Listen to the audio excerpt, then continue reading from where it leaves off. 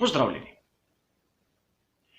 V svetu Formule 1 velja, da ekipe, ki prihajajo iz Amerike, pač niso primerne za ta šport, ne znajo in se ne znajdejo v kompleksnem svetu tega evropskega tipa motošporta. A pogledali si bomo skozi zgodovino, katere ameriške ekipe so bile prisotne in kaj so dosegle.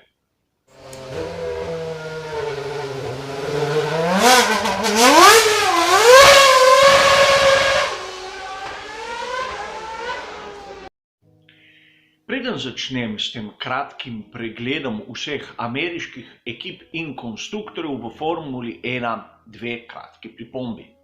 Ko govorim o ameriških ekipah in konstruktorjih, mislim na tiste, ki imajo licenco Združenih držav Amerike in tistih konstruktorjev, ki se nahajajo v Združenih državah. Imamo tudi druge države v Ameriki, je zelo širok pojem, nekatere so že bile prisotne v Formuli 1, so in verjetno tudi bojo. Druga pripomba. Ne bom se dotikal tistih dirk za 500 milj Indianapolisa, ko so bile te vključene v koledar svetovnega prvenstva Formule 1. Vemo, dirke Formule 1 so bile po pravilniku Formule 1, tudi takrat dirke za 500 milj po pravilniku UZAC. Ukolikor koga zanima kaj bolj podrobnega, ima seveda poseben prispevek in bližnjico kot ponavadi v opisu. In začnimo z eno zanimivostjo. Kot mogoče veste, rdeča barva je bila tista, katero so prvo namenili Združenim državam Amerike, ko se je ustanavljal ta motošport približno tam na začetku prejšnjega stoletja. Potem so se Američani malce umaknili, rdeča je bila dodeljena Italiji in novo barvno shemo so si izmislili za Združene države Amerike. Tako imenovano shemo Cunningham, to se pravi belo barvo z dvema temnomodrima črtama na vrhu in temno-modrim spodnjim delom bolida. A prva ekipa, prvi konstruktor, katerega lahko imenujemo iz Združenih držav Amerike, je malo poznani Scarratt iz leta 1960, ko so nastopili na nekaj dirkah za svetovno prvenstvo brez vidnih rezultatov. A vseeno pravi konstruktorji, naredili so šasijo, naredili so tudi motor. Ta je bil 4 cilindrov linijski in meni osebno izjemno zanimiva zadeva, kajti če pogledamo vozniško kabino, vidimo, da je nekako asimetrična. In tudi 4 cilindrov linijski motor je imel, če se mene vpraša, zanimiv zvok.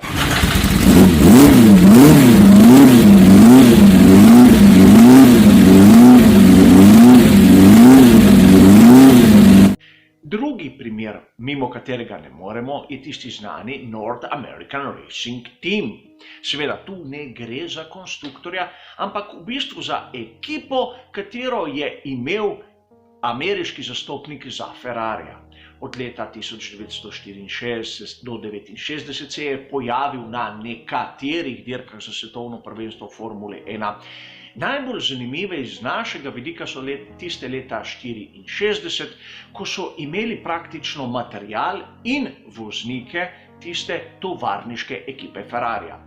Enzo se je kot ponavadi malo spričkal, rekel, da Ferrarija ne bo v Formuli 1, se povlekel material in voznike, da v svojemu uvozniku za Združene države. Ti so se pojavili na veliki nagradi Združenih držav Mehike. John Surtees je postal svetovni prvak na belem in modrem Ferrariju. Ukolikor vas zanima, kakšna zgodba več o tem, kdaj Ferrariji niso bili rdeči, spet poseben prispevek, katerega bližnjica je tam kot ponavadi v opisu. Tudi legendarni ameriški voznik Dan Gurney je imel svojo ekipo v Formuli 1 od sezone 1966 do 1968. Imenovala se je Anglo-American Racers, seveda licenca Združenih držav Amerike, bolidi znani, legendarni Eagle T1G. Dan ga je imenoval kar Mark 1 in z njim leta 1967 dosegel zmago na veliki nagradi Belgije.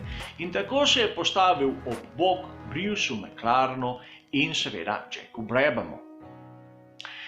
Če pogledamo, ta bolid v temno-modri barvi, izjemno skladen, izjemno eleganten, po mojem osebnem mnenju eden izmed najlepših tistega obdobja, to pa zaradi tega, ker je bil Dan Gurney izjemno visok in se je naredil bolid po svojih merah in tako dosegel to skladnost vidno na oko, seveda. In še gremo korak naprej, nova ekipa iz Združenih držav Amerike. Shadow, ena izmed najbolj skrivnostnih ekip v celotni zgodovini Formule 1. In tudi pri njihovi nacionalnosti je kar nekaj težav, namreč od leta 1973 do 1975 so imeli licenco Združenih držav Amerike, od leta 1976 do 1980 pa Velike Britanije. In tiste največje uspehe so dosegli kot ekipa iz Velike Britanije in ne iz Združenih držav Amerike, čeprav je šlo za eno in isto ekipo v istem lastništvu. Don Nichols je bil znan po tem, da je rad koval neke spletke, a pustimo to. Kaj velja omeniti v tistem prvem delu, ameriškem delu Shadowa? To, da sploh niso bili tako slabi, dosegali so kar zanimive rezultate, imeli tudi zanimive bolide, seveda črne v osnovi. In to, da je z Shadowom se smrtno ponesrečil eden izmed legendarnih ameriških voznikov, Peter Revson. Naslednja ekipa, katero velja omeniti in katera je tudi verjetno manj poznana, je tista Parnellija Jonesa, katera je bila prisotna v Formuli 1 od leta 1974 do 1976. Njihov bolid samo eden, VPJ4, njihov voznik samo eden, Mario Andretti. Najboljši rezultat, 4. mesto leta 1975 na veliki nagradi Švedske. A treba je povedati, da Parnelli je bil prisoten tudi na ameriških dirkah in je nekako od tam presedal v Formulo 1 v iskanju nove slave. Podoben primer za nekoga, ki je danes še zmeraj izjemno pomemben in izjemno znan. Roger Penske. On si sedaj lasti serijo IndyCar in seveda tudi dirkališče za 500 milj Indianapolisa. A leta 1975 in 1976 je imel svojo ekipo v Formuli 1. Dosegel je veliko tragedijo, ko je spet legendarni ameriški voznik Mark Donohue umrl v nesreči, a dosegel je tudi zmago s John Watsonom na veliki nagradi Avstrije leta 1976. In bom rekel, spet nek legendaren človek iz sveta ameriškega motošporta, Carl Haas, je bil tudi prisoten v Formuli 1. Carl Haas je drugi od tistega Gina Haasa, katerega poznamo danes. Nista v družinskih razmerah. To je tisti Haas, kateri je bil v navezi s Paulom Newmanom pri ekipi Formule Kart.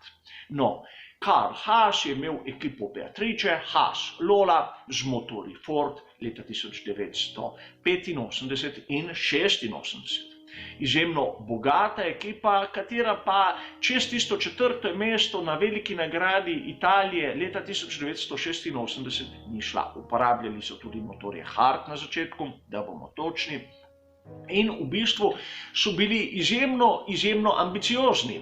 Imeli so tudi, bom rekel, bivšega svetovnega prvaka Alana Jonesa za prvega voznika, a kar naenkrat njihov glavni pokrovitelj Beatrice se je umaknil in vsa zgodba se je končala. Imeli so tudi pogodbo, da bojo prva ekipa z tistimi takrat zanimivimi turbomotorji Ford.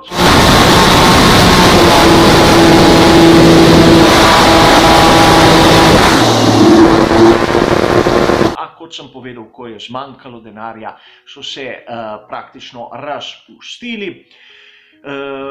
Zgodilo se je celo to, da je celo Bernie Ecclestone leta 1987 kupil njihove nepremičnine, praktično od njih ni ostalo nič v evropskem delu.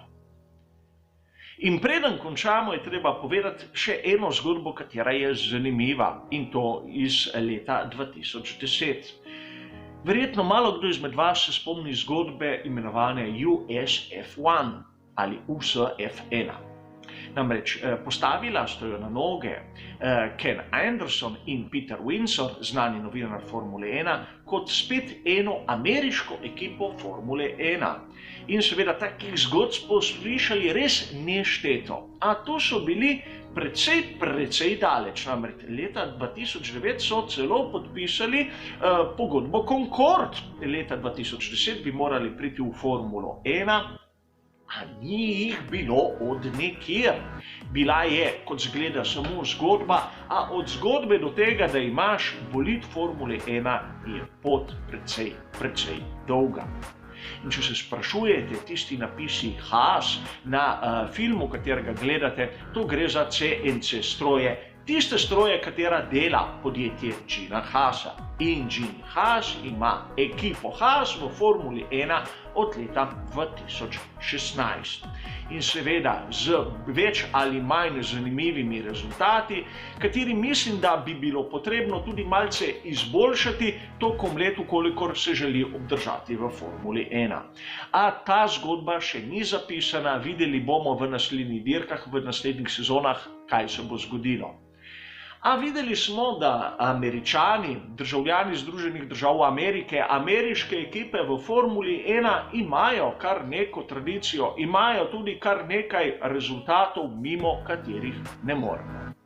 Toliko o tem, koliko so bili prisotni Američani, ameriške ekipe, ameriški konstruktorji v Formuli 1. Hvala za vašo pozornost in nasvidenje.